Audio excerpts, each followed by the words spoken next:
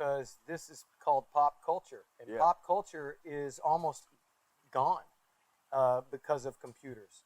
Because if you think about it, all the way up until the computer, go back, every single artist that you've ever had in musically, out there that made the records and everything, they're all doing their music, and then all of a sudden you have the computers. So when you have like certain generations, let me try to explain it a better way. The 90s, you have pop culture because you have everything from hairstyles where you shave your eyebrows or cut some zigzag lines like I did in my hair. The baggy pants, Z Cavricis,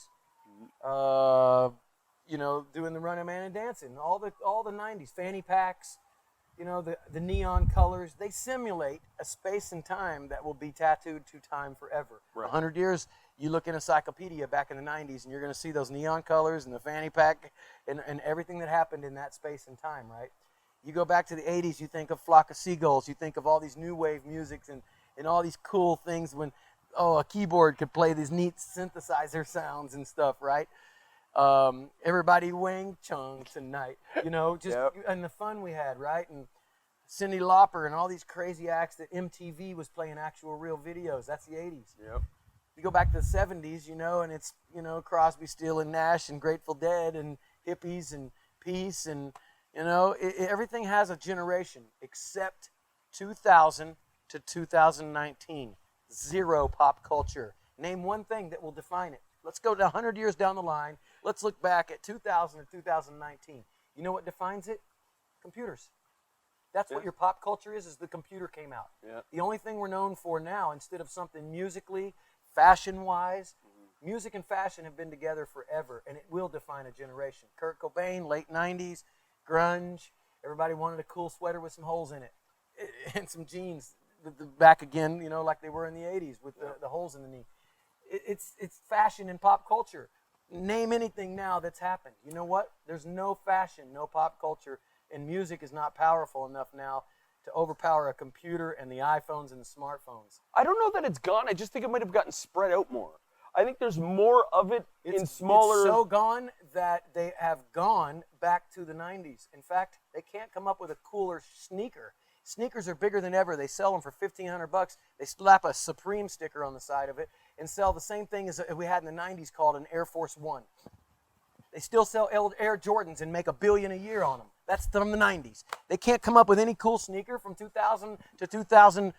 Everything is 90s. The fanny pack, for Christ's sake, is back. Bro, the 90s are the last of the great generations and decades where pop culture actually existed and thrived. A friend of mine, Dusty D'Annunzio, who is a phenomenal guitar player, he tours around with Mark Farner from Grand Funk, said to me that Chris Cornell, Eddie Vedder, those guys were the last bastion of rock and roll. Gone. Because they were the last ones that could actually call their own shots and do what they want and still turn it into a career. Yeah. You kind of come from that same perspective, huh? Yeah. It's interesting because you still work in this industry. Like you've changed what you're doing, but you're still in this industry. Oh yeah. Because music is timeless. Right.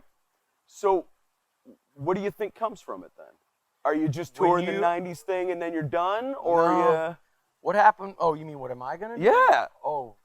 Because you're still playing this game. Or are you just on the nostalgia tip? I get shit. No, man. I'm gonna tell you right now. I thoroughly I had an epiphany a few years ago, and I said, you know what? From 2000 to 2019 is boring to me. I miss the 90s. And I don't care if you can make fun of all the clothes I used to wear and how funny it was. And the Ninja Turtles are awesome. And I said, you know what? Even at my age, I'm going to live like a teenager. I may not act like one because obviously Monday morning I got to go be a lousy adult and accept responsibility and pay bills. But on the weekend, I'm going to live like a teenager. And I'm going to not take anything too serious. And I'm going to live in the 90s because it was just better time. And if anybody wants to join me for this party, you can welcome to come right up on this stage too, because I'm here and I'm doing that. Anywhere I'm at,